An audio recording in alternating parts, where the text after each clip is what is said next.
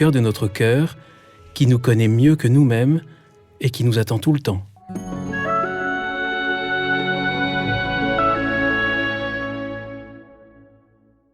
Bonjour chers auditeurs de CTO, bienvenue pour un nouvel épisode, je suis Guillaume Devoux. C'est un moment que j'attendais fort depuis des mois, celui de retrouver l'homme qui est en face de moi, chez lui, dans une petite ville assez incroyable pour sa beauté, la beauté de son architecture, de ses paysages et je serais tenté surtout de dire pour celle de ses habitants. Bonjour Jean-Philippe de Tonac. Bonjour. Merci Jean-Philippe de Tonac de me recevoir chez vous, près d'Uzès. Cette ville d'Uzès, en fait, je mentais un petit peu tout à l'heure parce que j'ai pas pu y aller parce qu'aujourd'hui, on enregistre cet épisode, on est le 22 juillet, il y avait le Tour de France, donc la ville était fermée, mais je pourrais la découvrir ce soir. Mais Uzès, j'en entendais beaucoup parler par vous, par Sandrine Chonives, par Éric de Kermel et d'autres personnes. Que se passe-t-il à Uzès pour qu'il y ait tant de personnes qui m'attirent et qui attirent ZTO, mais qui attirent aussi beaucoup d'autres mondes? Je crois que c'est un joyau d'architecture, une ville chargée d'histoire, un monde protestant qui a façonné ces paysages, cette ville. Et donc il y a peut-être un monde un peu différent dans lequel on pénètre en arrivant ici. Racine y a fait un séjour et il y a là, dans cette petite ville de 10 000 habitants, une effervescence de culture, de dialogue, de rencontres. Il y a là une humanité extrêmement en alerte et je crois que les gens le sentent tout de suite en arrivant. Il y a une librairie fameuse. Une librairie fameuse, dont a parlé Éric de Kermel. La place aux Herbes. Qui est vraiment une espèce de moyeu de la roue, de ce petit monde. Une librairie qui fait un travail remarquable. Ouais. Et je me posais la question en arrivant, parce que je suis venu par l'autoroute, et je suis passé par Avignon, qui est tout près. Peut-être que la proximité d'Avignon joue, parce qu'Avignon aussi est une ville effervescente en termes de culture. Je suis pas sûr. Avignon appartient plutôt pour moi au monde provençal. On est déjà pratiquement de l'autre côté du Rhône. Je crois que c'est le cas. Ici, il y a le Rhône qui nous sépare. On est sur la rive droite du Rhône. On n'est pas sur la rive sud. Et c'est un autre monde. Presque une autre planète. Lorsqu'on s'était rencontrés il y a quelques mois, vous m'aviez parlé du mont Bouquet. Là, je l'ai vu tout à l'heure, d'une de vos terrasses. Qu'est-ce qu'il a de si spécial, ce mont Bouquet? On a aussi parlé avec Éric de Kermel du mont Bouquet. Oui, c'est mon mont analogue dont parle René Daumal. Mais c'est le relief du paysage, c'est le point de ralliement. Il fait penser à une espèce de pachyderme traversant l'océan, à pas lents, à nageoires lentes. Il est difficile de l'ignorer. C'est un petit peu comme la Sainte-Victoire à Aix-en-Provence. Ce sont des montagnes qui dominent et l'homme doit s'incliner. Une montagne un peu magique? Oui, je crois. Montagne un peu sacrée? Ah oui, forcément. Ça fait penser à votre amie Sandrine Chonives qui parle des montagnes sacrées en Chine, qui vient d'Uzès, elle aussi, et qu'on va d'ailleurs retrouver bientôt. Jean-Philippe, l'épisode avec vous, il y a quelques semaines, c'était un événement autour de votre livre « Le temps minéral de la guérison », qui est votre dernière publication.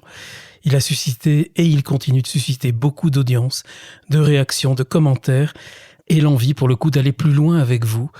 D'où l'idée, quelques mois plus tard seulement, de 2 rencontres. On va se rencontrer 2 fois de suite.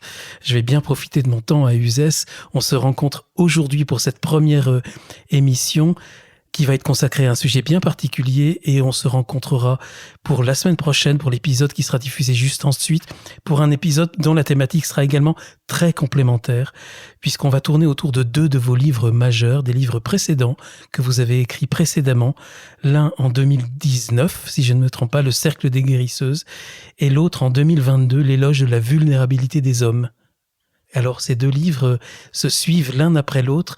Est-ce que vous saviez, au moment où vous écriviez Le Cercle des guérisseuses, qu'il y aurait ensuite la part des hommes? Non, vraiment pas. Non, le sujet homme, le sujet masculin m'était encore interdit. Il est probable que ce travail que j'ai fait auprès des guérisseuses, ce travail que j'ai fait donc sur moi, a permis une décantation, une avancée vers le sujet le plus difficile pour moi, c'est l'homme masculin. Alors on en parlera dans le prochain épisode. On va donc consacrer celui-ci aux guérisseuses. pourquoi justement le cercle des guérisseuses est un sujet qui peut faire peur, surtout quand on vous connaît, on connaît votre œuvre littéraire, votre écriture, votre activité d'éditeur, de journaliste, Jean-Philippe. Là, tout d'un coup, les guérisseuses, c'était un peu étonnant. D'ailleurs, vous aviez du mal à trouver un éditeur, je crois. Oui, étonnant pour moi, pour mes proches certainement, mais je crois qu'on est là un peu pour s'étonner soi-même. Et les guérisseuses arrivent dans un temps où, après avoir quand même travaillé un peu sur moi, à me sortir de ces guêpiers, de ces pièges dans lesquels je m'étais mis moi-même, je crois, où m'avait mis ma condition, mon arbre généalogique, je ne sais pas comment on se retrouve là où on est. Après avoir fait ce travail, j'ai éprouvé très naturellement le besoin d'une assistance, des gens qui ont ce don. Il faut le leur reconnaître, on peut le discuter, ce don, mais pour moi, il était évident que ces êtres, ces femmes, possédaient un don qui me permettrait d'aller plus loin dans ma quête de libération. C'est un peu comme ça que je vois les choses, se libérer de ce qu'on croit être pour finir par être ce qu'on est. Il y a un besoin, il faut dépasser l'orgueil évidemment, il faut aller vers des gens dont on ne comprend pas la pratique, dont on ne comprend pas les références, dont on ne comprend pas le parcours. Il faut rentrer dans cet inconnu. Et je crois que la possibilité de rentrer dans cet inconnu vient de la souffrance qu'on ressent, de tourner dans sa cage. Il y a un moment où on est obligé de faire appel à ce qu'on ne comprend pas, de ce qu'on ne connaît pas. Alors, juste entre parenthèses, pour les auditeurs qui n'ont pas écouté notre rencontre d'il y a quelques mois, je les invite vraiment à l'écouter, puisque c'est au cours de cette rencontre que vous parlez de votre vie et de votre parcours, de la maladie que vous avez connue jeune, enfant et adolescent, contre laquelle vous avez lutté une bonne partie de votre vie, Jean-Philippe, et qui vous a mené vers les chemins et les temps de guérison, d'où justement cet aboutissement auprès des guérisseuses. Oui. On peut dire ça. Alors pour résumer un petit peu les choses, je crois que j'ai procédé dans ma vie en utilisant cette image des poupées les poupées matrioshka, poupées russes, là, de la plus petite à la plus grande. Donc je crois que j'ai commencé par travailler sur ma petite poupée intérieure. C'était mon rapport à mon corps qui était difficile. Ensuite, il s'agissait du contexte familial. Ensuite, prendre sa place dans une société. Ensuite, prendre sa place dans son nom, accepter le nom qu'on a reçu en naissant. Donc ça veut dire accepter toute une histoire. Et le recours aux guérisseuses vient dans un moment où le travail a été fait peut-être sur les 3 premières poupées, et on sent qu'il faut de l'aide, il faut un secours que pourraient donner peut-être les psychothérapeutes, mais on sent en même temps que la tâche est tellement invraisemblablement complexe je me sentais presque obligé de me retourner vers l'acte magique, la médecine de l'invisible, je dirais. Je ne sais pas comment la qualifier, mais c'était cette intuition très forte qui vous fait entamer ce chemin, encore une fois, contre toute raison gardée. Moi, je ne suis pas celui qui aurait dû faire ce travail-là, et je l'ai fait. Et vous l'avez fait sans avoir peur de ce qu'on pourrait en dire, qu'en dira-t-on, et de ce qu'on pourrait en penser, puisque vous avez employé le mot magique, Jean-Philippe. Quand on parle des guérisseuses, on pense aux médiums, on pense à des tas de pouvoirs occultes, ça fait peur, et c'est pas quelque chose. En fait, ce sont les sorcières qu'on a brûlées au Moyen-Âge. Oui, très très précisément pour moi, le fait de me tourner vers ces femmes. Et on y reviendra, Guillaume, et pas vers des guérisseurs, parce que les guérisseurs existent aussi, donc je ne me suis tourné exclusivement que vers des femmes qui guérissent, à partir d'un don qui leur a été donné. Il est très clair pour moi que ces femmes sont les sorcières de notre temps, qu'elles me rappellent que nous avons brûlé, détruit des patrimoines qu'étaient ces femmes guérisseuses, qu'étaient ces sorcières dans l'Europe du Moyen-Âge. Il faut imaginer que ces femmes étaient probablement ce qu'on pourrait appeler aujourd'hui des chamans, c'est-à-dire qu'elles étaient dotés de pouvoir, de communiquer d'un monde à l'autre, de communiquer avec les esprits, avec les morts, de soigner avec l'aide des plantes, et que cette médecine-là était la médecine du peuple. Quand les gens étaient en difficulté, ils allaient voir ces femmes qui étaient retirées quelque part dans une cabane, etc. Et c'est cette médecine-là, et c'est les représentantes de cette médecine-là, que les hommes, en créant les universités pour former les nouveaux médecins, c'est cette médecine-là qu'on a détruite. On a tué simplement ces femmes parce qu'elles étaient dépositaires d'une médecine, entre guillemets, qui probablement s'originait dans un temps anté-chrétien, dans un passé improbable, celte probablement, chamanique très certainement. Celte pour nous. Voilà. Et chamanique, ça peut être taoïste, enfin ça vient de partout, il y en a partout voilà. en fait. Mais s'agissant de l'Europe, voilà, c'est un patrimoine commun à ces femmes que le monde masculin, et ça sera notre rencontre prochaine, que le monde masculin n'a pas, dont le monde masculin n'a pas supporté la concurrence. Parce qu'on aurait pu très très bien imaginer que ces deux mondes se côtoient et se renvoient les patients et construisent des ponts, mais ça n'a pas été possible. Le masculin ne supporte pas la concurrence, que quelque chose d'autre existe, qui ne soit pas compris, qui ne soit pas explicable. Donc on a fait périr sur notre sol, il y a quelques siècles seulement, toutes ces femmes. En un nombre qu'on ne peut même pas évaluer, mais certainement un très grand nombre.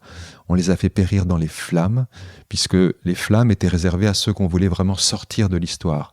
On a fait sortir comme ça les cathares, les juifs, les sorcières, enfin tous ceux qui dérangeaient l'Occident. Donc on a tué des guérisseuses. Pourquoi alors, mais quand même, pourquoi dans ce livre, parler des guérisseuses uniquement des femmes, et pourquoi pas? Parce qu'il y a des hommes qui sont guérisseurs aussi. Alors évidemment, et on va toucher tout de suite le sujet, c'est que au moment de faire la promotion de mon livre, de rencontrer les lecteurs, et j'ai fait énormément de conférences à la suite de ce livre, et ça continue, la question revenait, votre question, Guillaume, revenait infailliblement, mais n'existe-t-il pas des guérisseurs dans ce pays? Et j'avais une réponse un peu curieuse qui était de dire voilà, je m'en remets personnellement, je m'en remets si j'ai un souci, si je suis en difficulté, je m'en remets en toute confiance à une femme et beaucoup plus difficilement à un homme. J'ai un rapport à mon masculin qui est malade. C'est pour ça que je suis ensuite allé enquêter de ce côté-là. On en parlera bientôt. Voilà, mais ma réponse était de dire je rends hommage aux sorcières de notre temps, puisque celles du temps d'avant, on ne peut plus leur rendre hommage puisqu'elles sont mortes. C'est mon devoir de réparation en tant qu'homme, puisque ce sont les hommes qui les ont tués. C'était ma réponse, je l'ai trouvée un petit peu courte au bout d'un moment, à force de la répéter. Je me suis dit qu'il y avait quelque chose qui n'allait pas pour que je ne puisse pas m'abandonner à un homme guérisseur.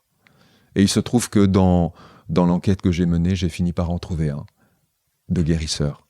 Et c'est le seul qui est dans le livre? C'est le seul, oui. Le père Michael. Le père Michael dont on peut parler. Les femmes, vous employez le mot sorcière à côté du mot guérisseuse. Mot sorcière, alors là, j'ai l'impression c'est le drapeau rouge qui peut faire très très peur. Ouais, écoutez, moi, ça... J'ai pas cette peur, en tous les cas, que vous évoquez. Mais c'est un petit peu normal dans le pays où nous vivons, vous et moi, que ces femmes, que cette médecine, que ces pratiques aient pu engendrer la peur, forcément. C'est comme ça que la France s'est constituée, en mettant un petit peu partout des lignes Maginot. Il fallait être d'un côté et pas de l'autre. Enfin, c'est comme ça que les choses ont été vécues, pensées. Et c'est la raison pour laquelle aussi ce pays est en souffrance, je crois. C'est de s'être divisé, morcelé de cette façon-là. Donc la guérisseuse, ça n'est pas un parti pris, c'est un complément. Nous sommes des omnivores, nous mangeons différentes choses, et je pense que quand on est en souffrance, on a besoin de différents secours, et que lorsqu'on a vu le spécialiste, le généraliste, le psy, etc., les responsables des médecines alternatives, on est invité à poursuivre l'enquête, et au bout de cette enquête, il y a souvent cette personne qui ne s'est pas formée, n'a reçu aucune transmission, mais qui, au cours d'un accident, on va en parler, la façon dont elles sont devenues guérisseuses, au cours d'un accident de parcours, souvent effroyable, personne qui a reçu un don de guérir. C'est assez mystérieux cette histoire, mais c'est ce que j'ai recueilli dans mon parcours. Oui, parce qu'il ne faut pas croire, on n'est pas candidate à devenir guérisseuse. Hein. Je pense que c'est plus la vie, les circonstances de la vie et des accidents, comme vous le dites. Alors c'est vraiment l'identité de ces femmes, c'est que ce qu'elles sont devenues était inimaginable dans la première partie de leur vie. Elles n'avaient aucune culture de cela. Pas de livres lus sur ce sujet-là. C'est trop beau, je trouve. Donc elles n'ont pas suivi une formation, ne sont pas allées à l'école des guérisseuses ou des sorcières. Un exemple ? Eh bien, un exemple d'accident de parcours, eh bien, je peux citer elle n'est pas très loin d'ici, je peux citer l'exemple de Joëlle Duchemin. Joëlle Duchemin, c'est une femme qui est installée à Narbonne, sur les hauteurs de Narbonne, et qui, un jour, a fait l'épreuve du feu, dans le sens le plus littéral du terme. Elle a été foudroyée. Elle était assistante des pompiers, donc en observation quelque part, j'imagine, sur un petit socle en bois installé sur un arbre pour s'assurer qu'un feu ne démarrait pas dans la région. Et puis l'orage arrive et la foudre tombe sur l'arbre et elle est foudroyée. Donc elle est presque morte. Il va falloir un temps considérable de résurrection pour la tirer de là où elle se trouve. Et c'est en revenant à la vie que le don apparaît. C'est absolument inconcevable. Quel don ? Le don de travailler sur l'arbre généalogique des patients qui viennent la voir. Donc elle a une méthode tout à fait extraordinaire de procéder. Ça prendrait peut-être un petit peu trop de temps de l'expliciter, mais il faut lire le livre, tout simplement. Elle est dans le livre. Voilà, elle est dans le livre. Et sa façon de restituer toute l'arborescence d'une histoire, de découvrir des branches ignorées, des racines oubliées, de faire revivre tout ce dont nous venons, tout ce dont nous sommes les héritiers, et de repérer dans cet arbre généalogique souvent des nœuds, comme dans un corps. Comme le dirait Sandrine probablement, en acupuncture, on essaye de faire circuler l'énergie. Hein. C'est un petit peu comme ça, on dénoue ces nœuds pour que l'énergie circule dans le corps tout entier. Dans un corps familial, il y a des nœuds, il y a des personnes qui sont bien que passées de l'autre côté, en souffrance. Et la souffrance de ces morts, de ces êtres qui sont passés de l'autre côté, et à qui nous n'apportons plus ce que nous devons leur apporter, ces nœuds de souffrance bloque la circulation de l'énergie au sein du grand corps familial et nous en portons la souffrance individuellement. Donc au fond, l'acte de guérison est un acte altruiste puisqu'il s'agit de venir au secours d'une personne qui, dans son éternité, se trouve en souffrance. Il s'agit de faire quelque chose pour elle, pour libérer tous les autres. On est dans le phénomène de la malmort dont on avait parlé avec Sandrine Chonives, évidemment, Exactement. Que vous venez de citer.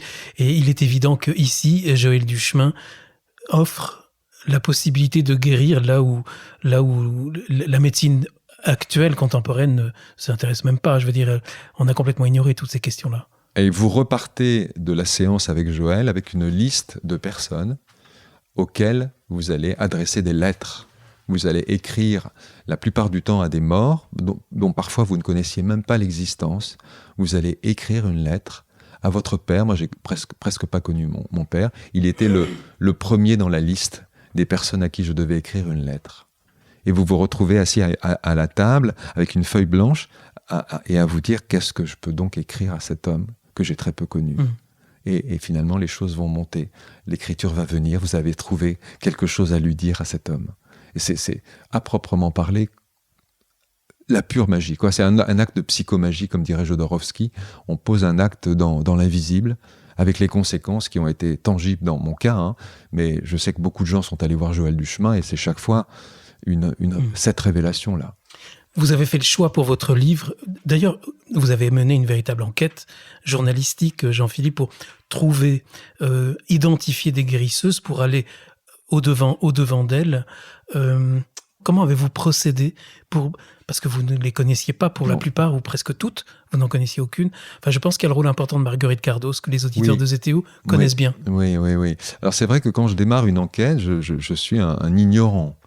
Et c'est souvent l'inconnu qui crée l'attrait. Vraiment, je sais qu'il y a des gens qui ont besoin d'être des spécialistes pour rentrer dans un territoire, avec leurs références bardées de leur diplôme, de leur savoir. Moi, j'aime vraiment cette mise à nu. Ça ne suscite pas de la peur, mais ça suscite une attention extrême. On est vraiment sur le qui-vive. On ne peut pas se reposer sur un savoir, on n'y connaît strictement rien.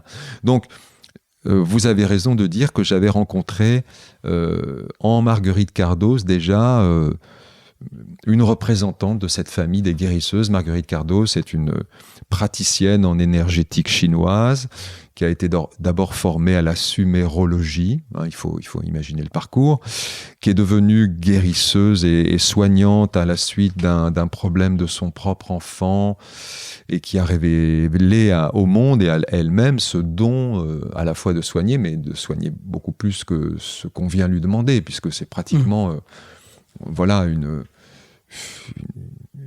je ne sais pas comment dire, mais c'est une façon de vous lire, de vous lire plus que vous ne savez de vous-même. C'est tout à fait étonnant. Donc Marguerite Cardos a été la première personne qui m'a fait réfléchir à ce qui se cachait derrière ce mot de guérisseuse. Vous avez une rencontre assez incroyable avec elle. Juste entre parenthèses, une nouvelle parenthèse, j'invite les auditeurs à écouter ou réécouter les rencontres de Marguerite Cardos avec ZTO, où elle explique, faut aller chercher sur le site de ZTO.fr, Marguerite Cardos, ça arrivera très vite. Il y a eu 2 ou 3 rencontres déjà, il y en aura d'autres bientôt avec elle. La femme qui est également connue pour avoir été très, très associée à la diffusion au monde des dialogues avec l'ange, mais qui est devenue guérisseuse justement parce que ça lui est venu presque instinctivement pour sauver son enfant. Oui, c'est ça. Et j'ai remarqué 2 choses dans ce premier soin que j'ai reçu d'elle, à une époque où j'étais en difficulté et où quelqu'un m'a conseillé d'aller la voir en me disant là tu as des chances que ça fonctionne. J'ai remarqué 2 choses qui m'ont alerté, c'est l'attention portée à l'autre, moi en l'occurrence, et l'intention de trouver la solution, l'intention de guérir. Aucun médecin dans la médecine allopathique n'a cette intention de vous guérir. C'est pas son projet. Il n'a pas le temps. D'ailleurs, il vous voit en 12 minutes. Il peut pas prendre en charge votre destin. C'est beaucoup trop lourd. Mais là, on sent que dès qu'on rentre dans l'espace de Marguerite, immédiatement, par l'attention qu'elle vous porte et ce regard qui traverse un petit peu les cloisons, qui voit au-delà de ce qu'on peut voir, on a l'impression tout de suite que l'intention, c'est vraiment de se dire « je vais vous guérir, je vais réparer ce qui vous fait souffrir ». Et on ne rencontre pas souvent ou jamais des êtres comme cela. Donc vous êtes alerté. Vous vous dites, mais comment, de quel bois cette femme est-elle faite? Quel est son parcours? Pourquoi ce regard? Pourquoi cette attention extrême portée à ma personne? Mais personne ne m'a regardé comme ça. Elle est tombée amoureuse de moi, mais non. Je vois bien qu'elle regarde Monsieur Durand qui est avant moi de la même façon. Et Monsieur Dupont, après moi, c'est la même chose. Et puis je crois qu'elle m'aime bien aussi. Marguerite, on la salue. Imaginez être, pour cet inconnu, la personne la plus importante. Pas difficile. En imaginant que les personnes venues avant vous et les personnes venues après vous seront aussi la personne la plus importante. Où est-ce qu'on va chercher cette énergie d'amour? Mais c'est un pur mystère. C'est un pur mystère. Donc forcément, je suis sommé de me poser ces questions et très vite, par des rencontres, je me rends compte qu'il existe dans ce pays des êtres dont la fonction est l'attention aux autres.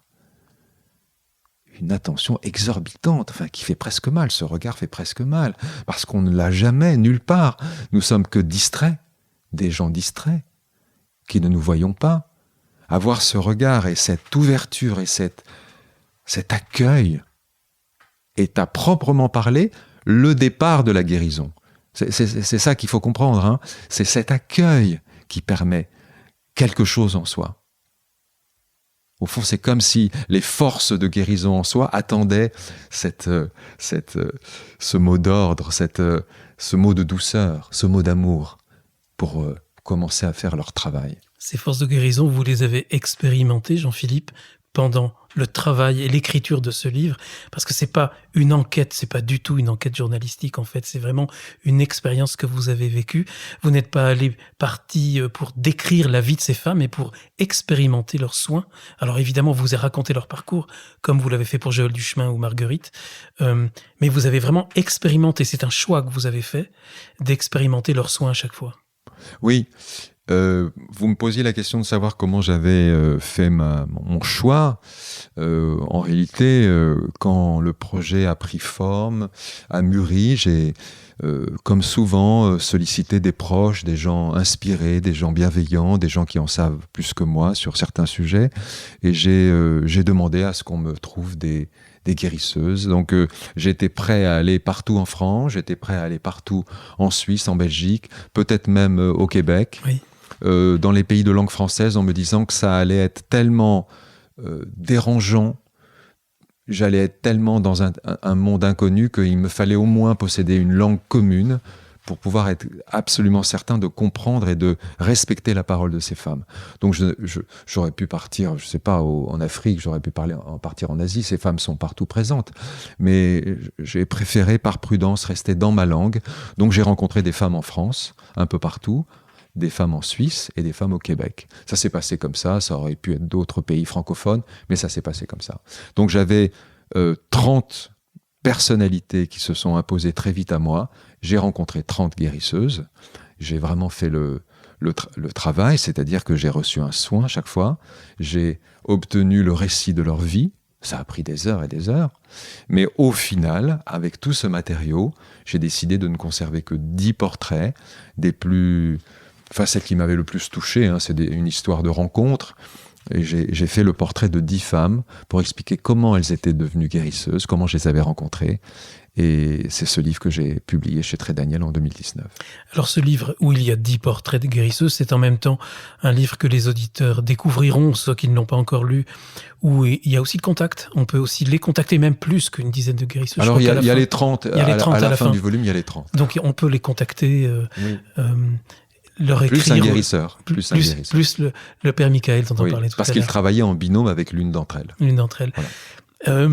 Et justement, on a parlé de Joël Duchemin, on a parlé de Marguerite Cardos.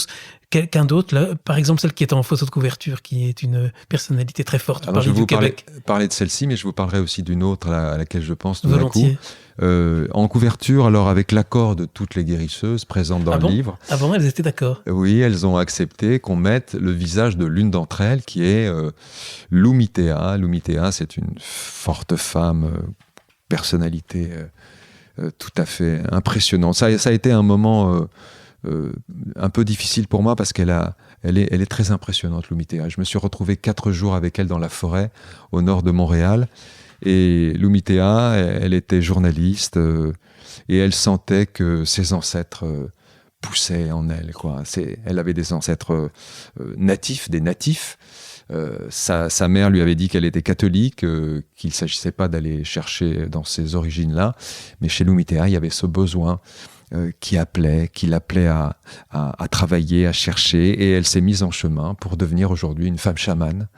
Qui a une immense autorité, qui a fondé une école au Québec et dont les soins sont absolument prodigieux.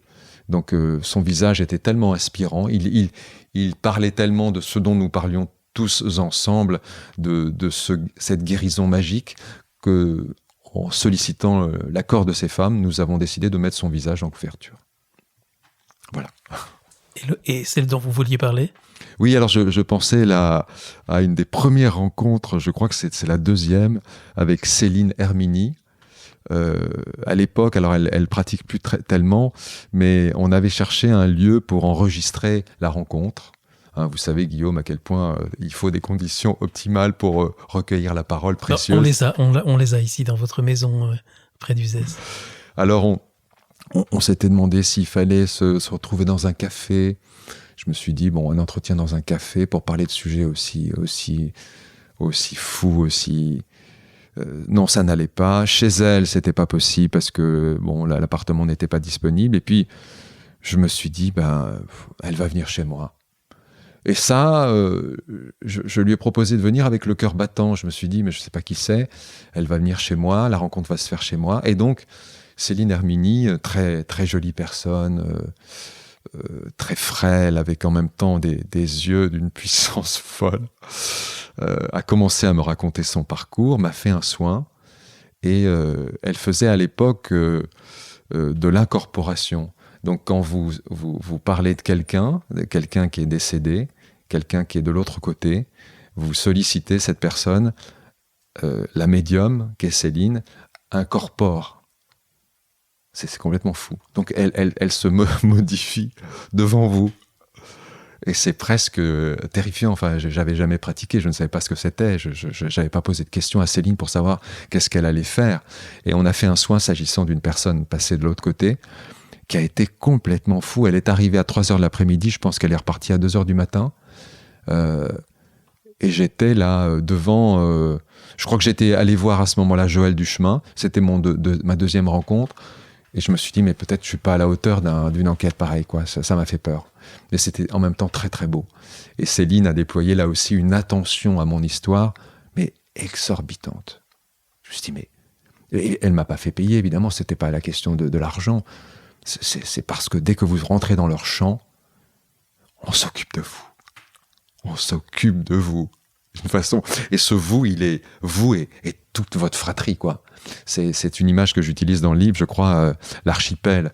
Vous êtes dans ce soin, pour comprendre ce soin et pour le restituer dans ce temps qui est le nôtre, de l'individualité, de l'individualisme forcené. La guérisseuse rencontre un individu. Et elle rend hommage à cette individualité très forte. Mais la possibilité du soin vient de ce que l'individu en question va être placé dans l'archipel constitué par les vivants et les morts avec lesquels vous interagissez, en le sachant ou sans le savoir. Donc tout d'un coup, vous vous retrouvez, comme dans le cas de Joël Duchemin, avec toute une famille de gens que vous connaissez, certains très bien et d'autres pas du tout. Et c'est dans cet archipel que le soin va être rendu possible. C'est-à-dire que parfois, encore une fois, c'est l'oncle Martin que vous n'avez pas connu, qui est le problème dont vous souffrez.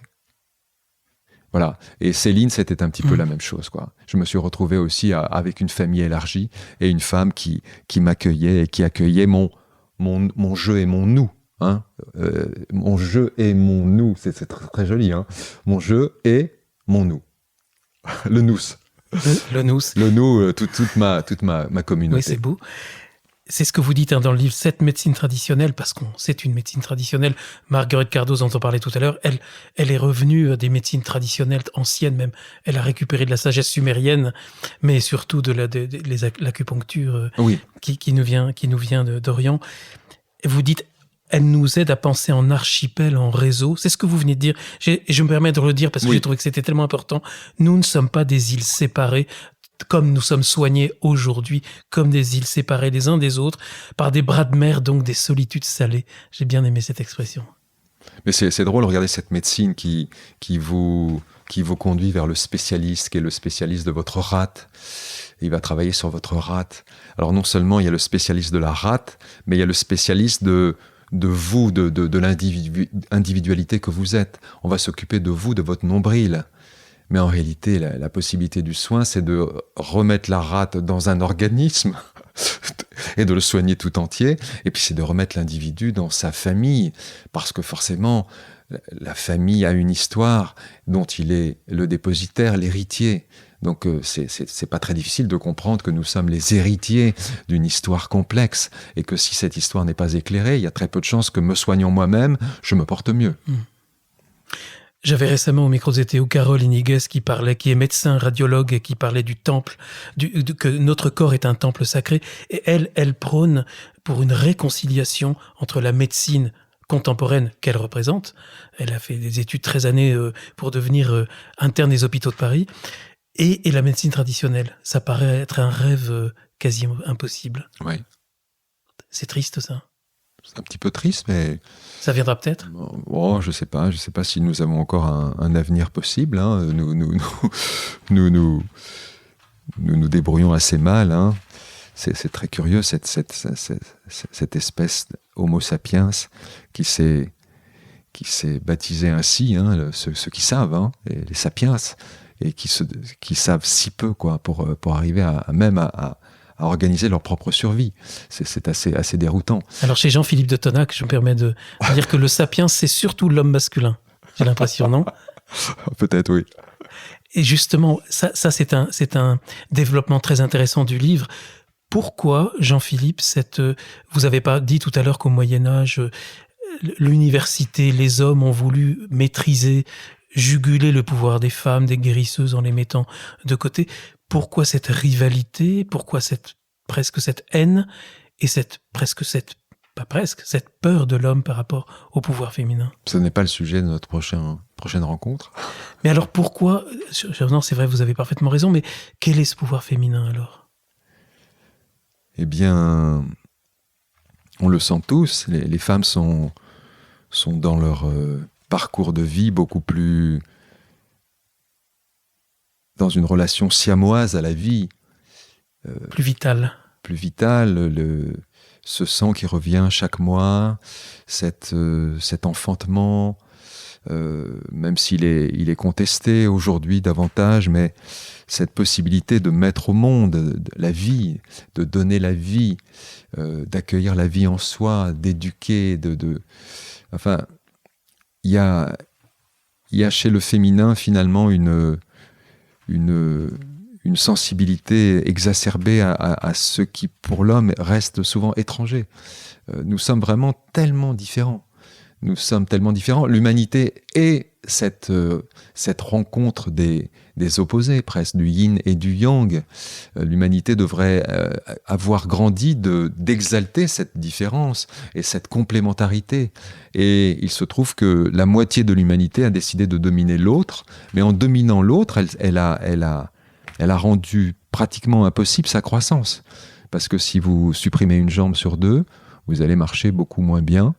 Et c'est cette triste humanité dont on parlera la semaine prochaine. Voilà, dont nous faisons partie et qui serre tellement le cœur.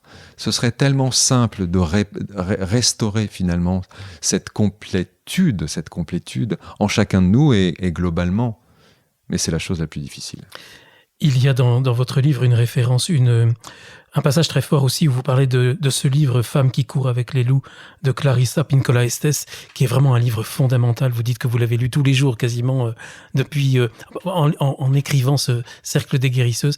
Quelques mots sur ce livre que j'ai lu aussi et que je trouve effectivement fondamental. C'est un livre révolutionnaire, je pense, pour les femmes du monde entier. Le succès ne peut même pas se comptabiliser. Il est traduit, je ne sais pas, dans 30-40 langues. Elle a rendu aux femmes leur dignité, leur dimension sauvage, indomptable. C'est pas du féminisme, ça n'est pas offrir aux femmes d'être contre quoi que ce soit, mais c'est de s'occuper de ce jardin intérieur, de cette puissance intérieure, de ce qui, par l'éducation d'une société patriarcale, a été rendu, a éteint en elle cet instinct sauvage, cette dimension mystique probablement, je pourrais l'appeler comme ça, cette capacité de lien avec le monde naturel et le monde invisible. Pourquoi le masculin déteste-t-il ce qui le reconnecte à la vie? C'est un pur mystère qu'on va essayer d'aborder ensemble la fois prochaine. Mais les femmes sont sous le joug d'une pesanteur patriarcale. Et pas que, parce qu'il y a aussi une pesanteur féminine. L'ennemi de la femme n'est pas toujours que l'homme, ça peut être aussi la femme. Alors ce sont des femmes qui ont finalement été conditionnées pendant des siècles et des siècles à ne pas avoir foi en elles, à se renoncer, à se brimer. Enfin, il faut imaginer comment ce monde des femmes a été traité, comment il est traité. Au bout d'un moment, vous finissez par penser que vous êtes un individu de second ordre, puisque vous passez après eux, les E avec un grand E. Oui, alors vous n'êtes bonne qu'à élever les enfants, au fond, et servir le monsieur quand le monsieur a besoin de vous. En revenant à La femme sauvage et à ce livre de Clarissa Pinkola Estés, elle renvoie finalement, elle a découvert tous les archétypes féminins de toute l'histoire auxquels on peut retourner grâce aux contes ou grâce à la mythologie et grâce aux liens. En fait, c'est ça qui est assez extraordinaire dans son livre. Oui. Son livre, je n'ai plus la date de parution, mais il précède finalement tous ces mouvements féminins, féministes. Je crois que c'est dans les années 90, mais je suis pas sûr. Oui, c'est en tous les cas pas très récent. Il a été vraiment, il a déclenché quelque chose. Il a été tellement important pour les femmes. Il est tellement important pour les femmes. Elle a un ton, cette femme. Elle a une culture. Elle a une connaissance. Ses ancêtres sont européens. Elle a aussi des ancêtres mexicains. Enfin, c'est une personnalité en plus très en retrait. Vous avez très peu de choses d'elle. Elle prend très peu la parole. C'est vraiment ses livres qui ont parlé pour elle. Donc on peut pas lui reprocher quoi que ce soit de ce côté-là. Elle a fait un travail vraiment pour la dignité des femmes. Vous avez parlé du sang, Jean-Philippe, et c'est du sang, de la menstruation. C'est un sujet que vous abordez assez profondément dans votre livre. Et vous avez même une anecdote, est-ce qu'on peut en parler, de celle que vous avez vécue avec une compagne, une amie ? Oui, j'ai même écrit un roman qui s'appelle L'enseignement, c'est le sang qui enseigne. C'est l'histoire d'une femme qui décide de sauver un homme de son ignorance et de l'amener dans une communauté où on essaye de réparer le masculin en le confrontant finalement à la réalité du féminin, à la beauté du féminin, sans rien cacher. Une femme telle qu'elle est. Donc l'enseignement, c'est ça. C'est-à-dire ? Le sang qui enseigne. Dans cette société dont je fais partie, on sent très bien que les femmes sont indisposées par leur cycle, par leurs règles. On leur fait vivre tellement difficilement. Elles doivent se cacher. Et dans les histoires de couple, souvent, au moment où les règles adviennent, la femme se retire, une séparation se ressent. La femme fait comprendre qu'elle va vivre ce qu'elle a à vivre et que ça n'est pas partageable d'une certaine façon. Elles ont fini par intégrer cette idée que le sang, il y avait un sang noble, c'est le sang de la blessure, c'est le héros qui meurt à la guerre, et un sang sale qui implique qu'on se cache. Elles ont fini par admettre ce que le masculin leur a enseigné, que le sang était sale. Le sang de la vie est sale. Impur. Donc les femmes ne pouvaient pas rentrer dans les chœurs d'église, en tout cas parce qu'elles perdent du sang. Il y avait des théories comme celle-ci. Mais comment n'a-t-on pas tranché la gorge de tous les masculins du monde quand on a compris une chose comme ça ? Mais comment est-ce qu'on peut imaginer de sauver un monde quand on traite les femmes comme ça ? C'est peut-être pas en tranchant des gorges masculines. Je ne sais pas, mais moi je sais pas, j'ai dû être une femme dans un autre temps, je suis une féministe enragée. J'ai mal aux femmes, comme disait Brel, qu'il avait mal aux autres. Moi j'ai mal aux femmes, c'est ça qui justifie aussi mon livre sur les guérisseuses.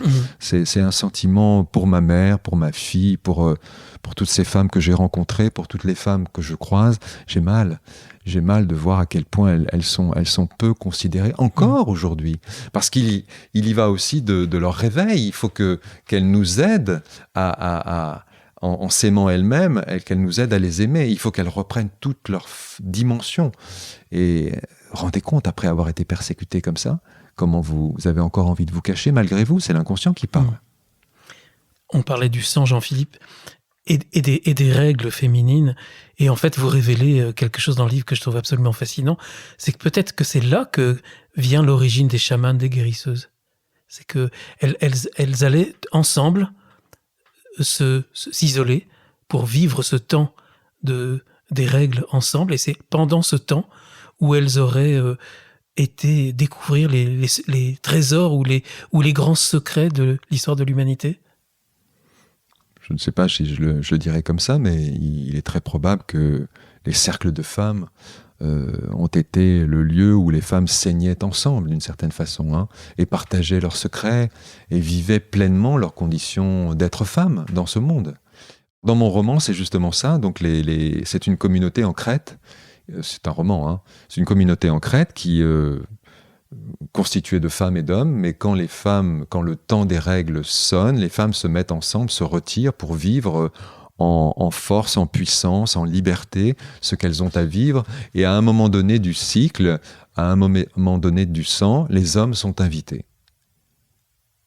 Ils sont invités à participer à des rituels. Ça, c'est un roman. C'est un roman, voilà.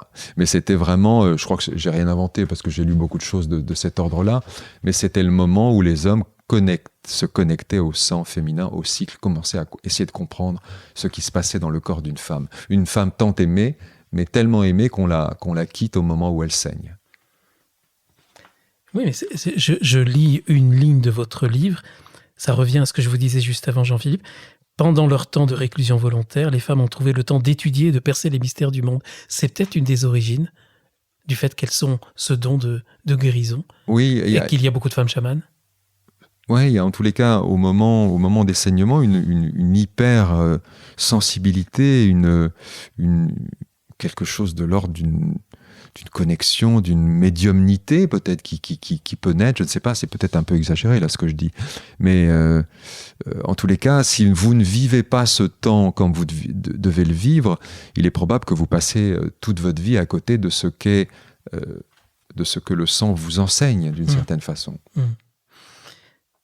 On parlait tout à l'heure de Marguerite Cardot, c'est dans ce passage quand vous parlez d'elle, que vous parlez de cette lumière, je ne sais pas, c'est Marguerite qui vous l'a révélé, le chêne, cette lumière qui brille dans les yeux, qui est un signe de bonne santé. J'ai trouvé ça très intéressant parce que vous parlez aussi des Égyptiens qui pesaient les cœurs, qui pesaient la lumière dans la personne. C'est magnifique parce qu'on est en train de voir tous les liens entre la spiritualité et la santé. Oui. Alors Marguerite, une de ses spécialités, c'est les médecines traditionnelles. Elle a travaillé sur la médecine sumérienne, sur la médecine chinoise qu'elle pratique et sur la médecine égyptienne. Enfin, vous pouvez imaginer. Donc l'idée, c'est le thérapeute, le guérisseur, la guérisseuse sont là pour maintenir une personne en bonne santé. Elles n'interviennent pas quand la personne est malade. Elles sont là en permanence pour faire que la santé soit pérenne. Donc c'est une connaissance, une science qui est à la base de cette rencontre avec l'autre. C'est un soin avant le mal. Donc il faut imaginer, c'est un autre monde. C'est très difficile de nous placer dans ce contexte-là, pour nous qui n'allons voir le thérapeute que lorsque ça fait mal. Ce qui est fascinant, c'est quand je pense à Marguerite Cardot et à Sumer, et on a aussi parlé de Sumer avec Éric Emmanuel Schmitt au micro de Zétéo, dans les mêmes termes, c'est cette vision de la santé, elle est spirituelle ou elle n'est pas. Et c'est ce que vous dites aussi dans le livre, et qui dit que la maladie, en fait, c'est un enténèbrement. Oui. C'est beau, ça. C'est trop beau. Oui. Ouais. Et aussi que la cause de la maladie, elle serait essentiellement due au non-pardon à soi-même et à l'autre. Oui, ça sont des paroles qu'on retrouve chez Marguerite, absolument. Oui, c'est la guérison, c'est un travail qui appelle l'être tout entier. C'est une relation de soi à soi et de soi avec toute son histoire, encore une fois. C'est d'une ambition folle que de vouloir guérir, d'une certaine façon. C'est tellement démesuré. Le pardon à soi. Qui est capable de se pardonner vraiment quant à la manière dont on s'est comporté dans cette vie. Donc si c'est ça la guérison, qui va être capable d'engager un travail pareil, semblable ? C'est tellement exaltant en même temps, quand on rentre dans cette perspective-là, dans ce chemin-là, c'est tellement exaltant. Jean-Philippe, les auditeurs qui vont se mettre en quête de guérisseurs, ou qui sont en quête de guérisseurs, parce qu'en fait c'est très très pratiqué, hein, tout le monde... Ouais. Et puis les rebouteux, puis ça a toujours existé. Quels seraient les conseils que vous auriez à leur donner, si vous en avez à donner, pour le discernement ? Comment pratiquer le discernement pour savoir si on n'est pas en face de quelque chose de déviant, de dangereux, ou simplement quelque chose de sain et saïenne ? Oui, alors ça n'est pas très simple parce qu'on doit prendre ce risque d'aller voir la personne qu'on ne connaît pas, à propos de laquelle il n'y a encore une fois pas de diplôme, pas de possibilité d'enquêter, sinon se tourner vers ce qu'en ont dit les patients avant vous, si vous pouvez les rencontrer. Mais dans la rencontre avec la guérisseuse, je pense qu'il faut il faut pouvoir exprimer à la fois son ouverture, son esprit d'ouverture, vous allez à l'aventure d'une certaine façon, et son discernement. Cette capacité de regarder la guérisseuse et de se rendre compte très vite si on est en phase, si le message, si la parole vous convient, si le début du soin est en adéquation avec ce qu'on pouvait imaginer, de ce qui était possible. C'est un travail assez difficile en même temps. Mais moi, encore une fois, j'ai rencontré 30 personnes, je n'en ai conservé que 10. Ça veut bien dire que dans 20 cas sur 30, j'étais pas en phase. J'ai fait le travail de la rencontre, mais je n'ai pas été convaincu et je ne suis pas allé plus loin, en tous les cas. Peut-être parce que ça ne matchait pas entre vous, tout simplement, mais c'était sans doute des très bonnes guérisseuses, mais peut-être pas pour vous. Alors, il y avait aussi des cas où j'étais inquiet, où la proposition m'inquiétait, où la façon dont la guérisseuse me racontait ce qu'elle comprenait de ma vie me choquait. Mais c'est celle que vous citez quand même à la fin du livre ? Oui, enfin, il y en a certaines que j'ai écartées, qui étaient vraiment trop problématiques. Et puis, il y en a quand même que, au fond, là aussi, vous avez raison, peut-être que j'étais passé à côté. Donc, par esprit d'équité, j'ai voulu, à la fin du livre, je n'avais conservé que 10 portraits, mais à la fin du livre, j'ai permis aux gens de faire leur propre enquête. Bon, c'est à soi de faire le travail ensuite. Hein. Quelque chose de très important que vous dites aussi, que vous écrivez, Jean-Philippe, dans ce livre, c'est que vous n'êtes pas allé à la rencontre des guérisseuses pour les comprendre, mais que vous êtes allé pour vivre l'expérience de la guérison. Et vous dites, hein, avec une guérisseuse en particulier, j'ai rien compris de ce qu'elle a fait, rien, mais tout est entré en moi. Oui.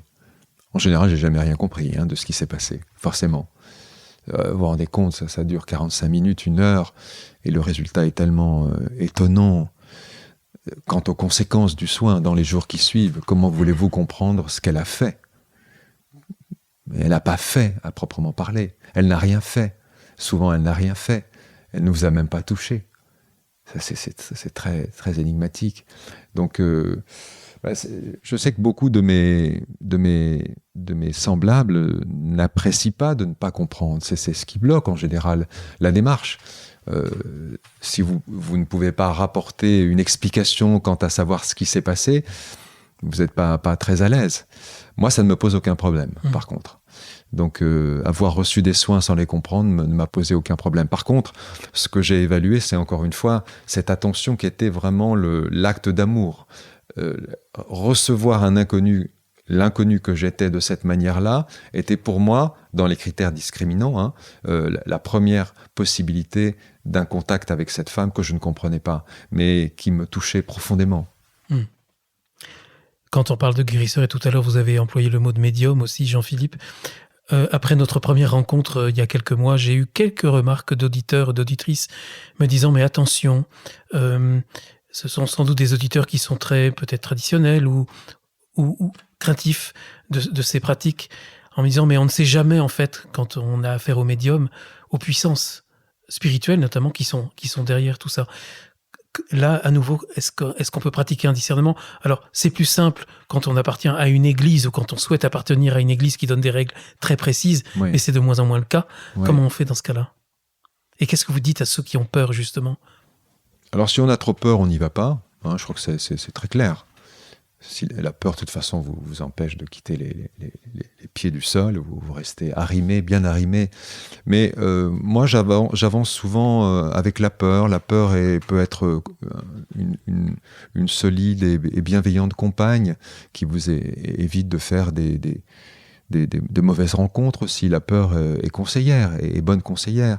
Mais en même temps, si on souffre, si on est en souffrance, si on a fait la tournée des Grands-Ducs, est-ce qu'on peut faire le fier en disant ces guérisseuses, elles sont porteuses de telles valeurs, elles sont douteuses, etc. Est-ce qu'on peut en rester à cette posture-là, arrogante, et préférer sa souffrance ? La souffrance, c'est ce qui empêche l'humanité tout entière de grandir. Donc, on va prendre des risques, certes. On va rencontrer des gens qu'on ne connaît pas, mais on a la possibilité, une fois que le soin est engagé, de dire « stop, je m'en vais ». À tout moment.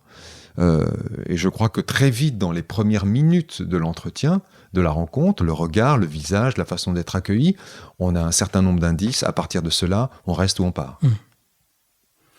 vous avez une phrase pour eux, pour ces personnes qui ont peur ou qui sont pas assez curieuses dans votre livre, et je l'aime beaucoup. Vous leur dites, vous habitez une maison dont vous ne connaissez que quelques pièces et quelques locataires seulement. Immense est la maison, soyez curieux. Oui. Moi, j'ai vraiment élargi ma maison considérablement à travers ce voyage au pays des guérisseuses. J'ai élargi considérablement ma maison. Et j'ai rencontré des gens dans ma maison qui habitaient la chambre d'à côté. Et il y a eu des belles rencontres. Et je suis plein de gratitude à l'endroit de ces femmes qui m'ont permis de mieux connaître mon histoire.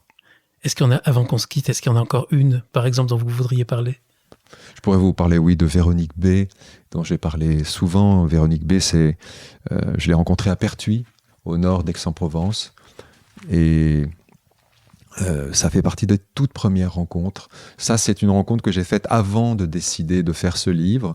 La rencontre avait eu lieu par une suite de coïncidences, d'hasards objectifs. J'ai rencontré cette femme et peut-être que je connais l'anecdote. Juste en quelques mots, vous pouvez peut-être la raconter, parce que c'est peut-être ça qui a été votre premier contact avec le monde des guérisseuses. Oui, c'est une amie qui était en grande souffrance et qui bien qu'on lui ait proposé des aides, de l'accompagner chez des thérapeutes de toutes sortes, refusait en disant qu'elle ne pouvait pas partager ce qu'elle avait traversé. Et puis très bizarrement, un jour, quelqu'un lui parle d'une guérisseuse à Pertuis, donc au nord d'Aix-en-Provence. Nous habitions à l'époque à Aix-en-Provence. Et contre toute attente, cette amie dit qu'elle va prendre rendez-vous. Et je suis tellement perplexe quant à cette capacité d'être passé du non au oui, que je l'accompagne, que je rencontre Véronique B, et que le soin va durer très peu de temps, puisque je suis dans la salle d'attente, et que cette amie redescend 15 à 17 minutes après le début du soin, et qu'en réalité, au cours du soin, Véronique a identifié chez cette amie la présence d'une sœur défunte. Et une présence qui empêche cette amie de vivre, quoi. Une espèce de gémellité, mort et vie. Et elle lui conseille d'aller voir un prêtre, le fameux Père Michael, qui va faire, lui, le travail de libération d'une âme. D'exorcisme. Alors l'exorcisme, c'est pas le mot que j'utiliserais, parce que l'exorcisme, c'est vraiment une force contraire qu'on essaye de faire disparaître. Là, c'est vraiment. Il pratique l'exorcisme. Il le pratique aussi, mais très peu souvent. En réalité, il libère des âmes. Ce sont des morts qui souvent ne savent même pas qu'ils sont morts, c'est ce qu'il m'a expliqué. Ils sont passés de l'autre côté de façon accidentelle et tellement violente qu'ils ne savent toujours pas, parfois plusieurs dizaines d'années après leur passage, qu'ils sont morts. Et comme les vivants ne s'occupent plus d'eux, ne les prient pas, ne leur adressent plus la parole, ils traînent autour de nous et nous empêchent de vivre. Et on pourrait dire d'eux qu'ils sont des morts qui attendent de mourir. Ça, Sandrine Chenives en parlerait remarquablement. Et peut-être le Père Michael, parce qu'en fait, pour ne rien cacher, je l'ai rencontré ce matin, vous le savez très bien, Jean-Philippe. Oui. Et peut-être qu'un jour, il acceptera de parler au micro de ZTO. Je lui proposerai en tout cas. Ça serait merveilleux. Et donc, cet ami est allé voir Père Michael pour libérer cette âme défunte qui était collée à elle. Et les conséquences de ce soin chez cet ami ont été tellement considérables que là, je me suis dit, mais qu'est-ce qu'ils ont fait ? Qu'est-ce qu'ils ont fait pour qu'une femme qui s'était constituée dans le non « je ne veux pas d'aide » puisse, en l'espace d'un soin de 2-3 heures, évoluer de cette façon ? C'est là qu'on est obligé de s'incliner. Et puis vous y êtes allé vous-même. J'ai fait le parcours d'aller voir Véronique B qui m'a conduit chez le Père Michael. Et ce furent deux rencontres qui m'ont ouvert les yeux en me disant « c'est pas possible qu'on se prive, qu'on soit des êtres rationnels, je crois que je suis un être très rationnel, qu'on soit des êtres pleins de peur, qu'on se prive de l'aide possible de ces êtres, ça n'est pas pensable. » Voilà. Merci du fond du cœur, Jean-Philippe, pour cette magnifique rencontre avec ces guérisseuses, avec Michael, avec vous, le Cercle des guérisseuses. C'est peut-être un des livres que vous avez le mieux vendu dans votre vie. Non, il a été rediffusé plusieurs fois déjà. Oui, il est réédité très souvent. Oui, c'est une vente, un long seller, comme on dit. Non, mais j'ai fait des succès de librairie monstrueux parce que j'ai fait des livres avec Umberto Eco, avec Théodore Monod. Donc là, on a atteint des chiffres absolument astronomiques, mais j'étais pas tout seul. Merci Jean-Philippe. Le Cercle des Guérisseuses aux éditions Trait Daniel, et avec Jean-Philippe, on se retrouve très bientôt. Là, cette fois-ci, on va parler des hommes. Avec plaisir. D'accord Jean-Philippe. Merci Jean-Philippe, à bientôt chers auditeurs pour un prochain épisode.